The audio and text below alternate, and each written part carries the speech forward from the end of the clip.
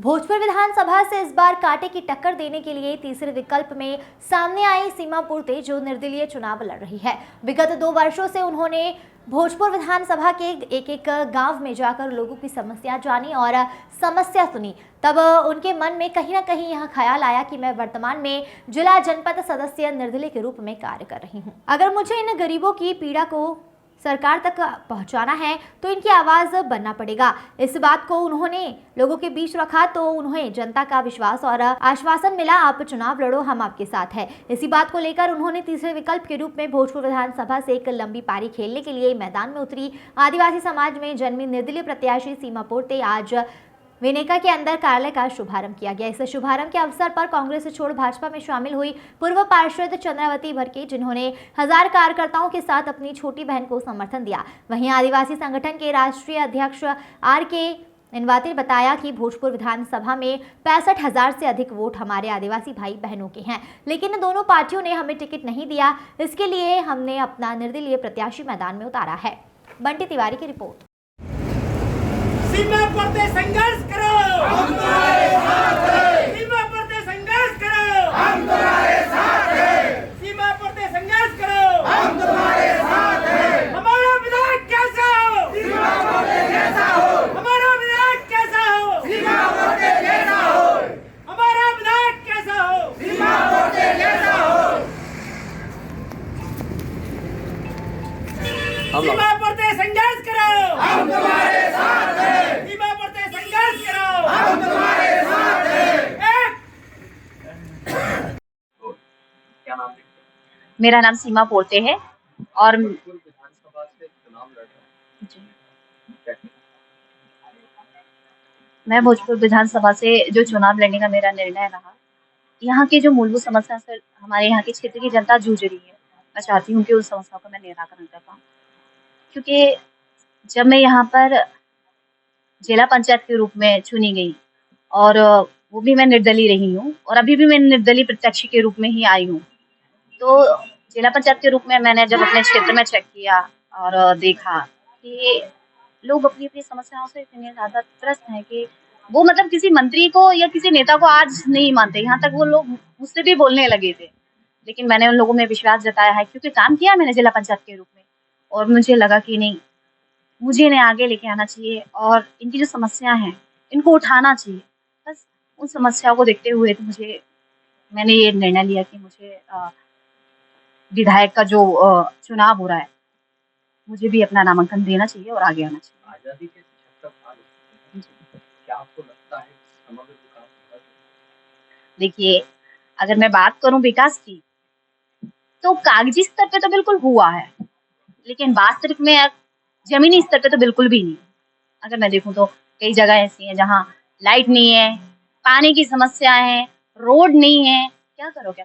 लोगों की जो मूलभूत समस्या है वो तो होना चाहिए ना, जो कि है ही नहीं। स्कूलों में आप जाओ, स्कूलों की ऐसी कंडीशन है जहाँ टीचर नहीं पहुंच पाते, बच्चे कैसे पढ़ेंगे? जो बच्चों के लिए आज सबसे महत्वपूर्ण है शिक्षा, आज बच्चे उस शिक्षा से दूर हैं।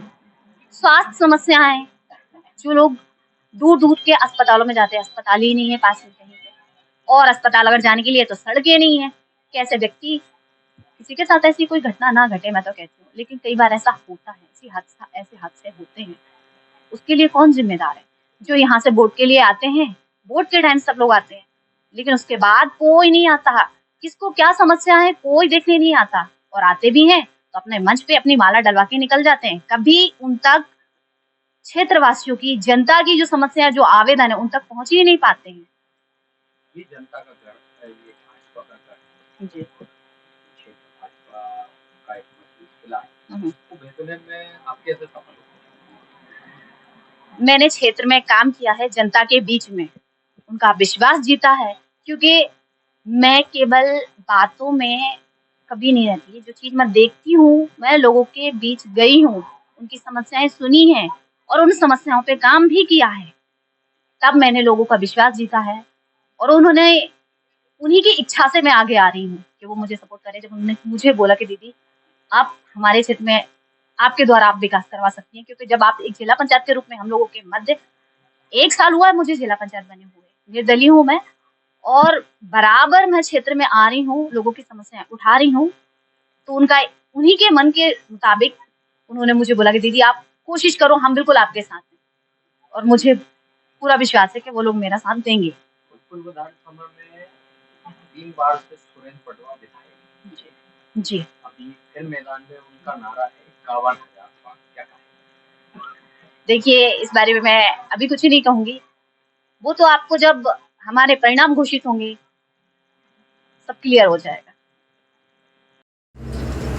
मुझे वहाँ पर कोई मान सम्मान नहीं है कांग्रेस पार्टी में। जब मैं एक निर्दलीय पार्षद महिला हूँ और जागरूक महिला हूँ, जब मुझ जैसी महिला का मान सम्मान नहीं है कांग्रेस में, तो वो आम महिला को क्या मान सम्मान है? इसलिए मैं कांग्रेस छोड़ना चाहती हूँ। उसके आगे क्या आपने सोचा है? उसके आगे मैंने ये सोचा है कि मैं पहले भी मैं निर्दलीय चुनाव लड़ी, और मैं अब निर्दलीय अपनी सीमा पोड़ते जी हैं, उनको बिल्कुल कंधे से कंधा मिला के साथ दूँगी। ये जो फैसला आपने लिया है किसी के दबाव में लिया है? नहीं, कोई दबाव में नहीं लिया, ये मेरा खुद का निर्णय है। तो आप भी चाहती हैं कि सीमापुर से जो विधायक का निर्दलीय चुनाव लड़ रही है जी इनका साथ है? जी बिल्कुल, मैं कोई दबाव में नहीं किसी। आप तो कांग्रेस की दिग्गज नेता रही है और आपने कई कार्य किए हैं। जी क्या लगता है आपको कि आगे जो जिस तरह भोजपुर विधानसभा की बात करें हम, जी जी क्या लगता है क्या विकास हुआ है? देखो, विकास तो भोजपुर विधानसभा में कांग्रेस जबकि विपक्ष में रही है, विपक्ष में रहते हुए भी वो कुछ जनता की कुछ मांगे पूरी नहीं कर पाए, ना कोई लड़ाई लड़ पाए। विपक्ष में, हालांकि विपक्ष में रह के बहुत काम करवा सकती थी कांग्रेस पार्टी, लेकिन इसके बाद भी विपक्ष में कोई मुद्दे नहीं उठाए। और अगर मैं झूठ बोली हूँ तो इस बात की जाँच करी जाए, सर्वे करी जाए। भोजपुर विधानसभा में कितना विकास हुआ है? सड़क, पानी, बिजली, क्या कहना चाहेंगे? भोजपुर विधानसभा में तो जहाँ तक है तो बीजेपी ने भी कोई विकास नहीं करा। बहुत से गांव में लाइट नहीं है, जूड़ा देव है, डगडगा है, शंकरगढ़ है। यहाँ पर क्या समस्या है?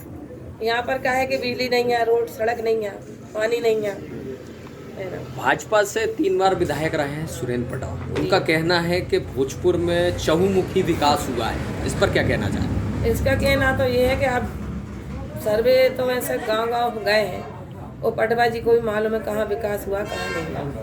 वो कांग्रेस पार्टी को पता है कहाँ विकास हुआ कहाँ, लेकिन वही कांग्रेस पार्टी राष्ट्रीय पार्टी थी, पब्लिक के बीच में उनकी मांगों को रखते, भाई लड़ाई लड़ते। भाई विपक्ष में भी आप आगे नहीं आए। आगे क्या रणनीति? आगे ये रणनीति है कि भाई हमारे इस बार तो हमारी जो निर्दलीय सीमा पुरते जी खड़ी हुई हैं, उनका हम सब लोग मिलकर साथ दें और उनको यहाँ कर बेटी को विधायक बनाए। सीमा पोर्ते जी निर्दलीय विधायक का चुनाव लड़ रही, क्या कहना आपका?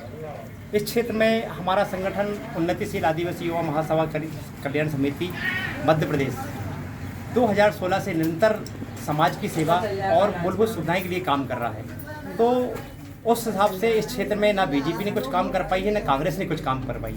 इसी मध्य से हमारे संगठन का विचार हुआ क्यों ना हम सीमा पोर्ते को जिला पंचायत चुनाव लड़वाने की हमने 1.5 साल पहले कोशिश की। जिला पंचायत निर्दलीय तौर पे विजयी हुई, और जब हमने क्षेत्र में दौरा किए पंचायतों का, तो ऐसी पंचायतें ना तो रोड है, ना पानी है, ना किसी प्रकार की कोई सुविधाएं है, ना आंगनबाड़ी ढंग से खुल पा रही है, ना किसी प्रकार की सुविधा मिल पा रही है, ना शिक्षा, हर चीज़ से वंचित है क्षेत्र।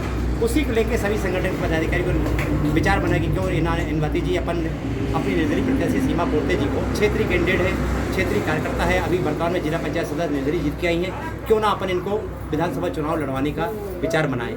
तो सभी के मध्य से समाज के सभी वरिष्ठ लोग और हमारे संगठन सभी लोग खड़े हैं, महिलाएं, पुरुष और हमारे बुजुर्ग, हमारे भाई बहन, सभी की सहमति से जिला पंचायत सदस्य सीमा पोर्ते जी को विधानसभा के लिए अपनी उतारे हैं। ये भाजपा का गढ़ है और यहाँ से 3 बार विधायक सुरेंद्र पटवा जी चुनाव जीते हैं और चौथी बार भी मैदान में है। उनका कहना है कि संपूर्ण विकास हुआ है, जो कुछ विकास नहीं हुआ, क्या कहना चाहिए? संपूर्ण विकास जिस हिसाब से वो कह रहे हैं कि संपूर्ण विकास हुआ है, संपूर्ण विकास उनके इर्द गिर्द घूमने वालों का हुआ है, ना कि क्षेत्र की जनता का हुआ है, ना समाज का हुआ है।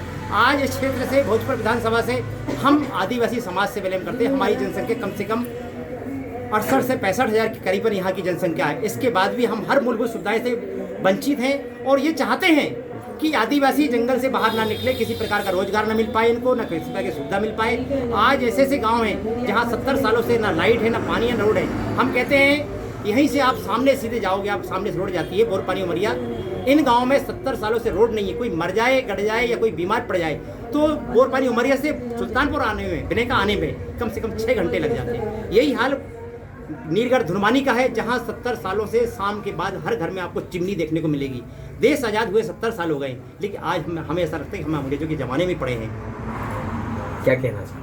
बस इसी को लेके और हमारा ये विचार हुआ है कि जिला पंचायत सदस्य सीमापुर से जी, बिल्कुल हम तो सभी सगा समाज और क्षेत्रवासियों से हम निवेदन करना चाहते हैं कि ज़्यादा से ज़्यादा मतों से उनको विजयी बनाएं।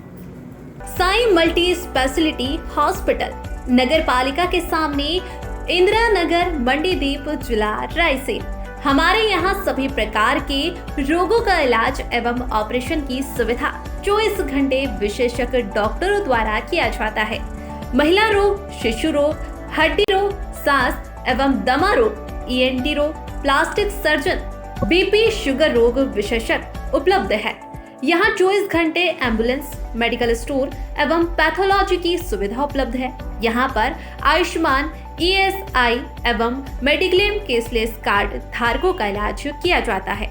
ज्यादा जानकारी के लिए संपर्क करें 9425022837 9893547451।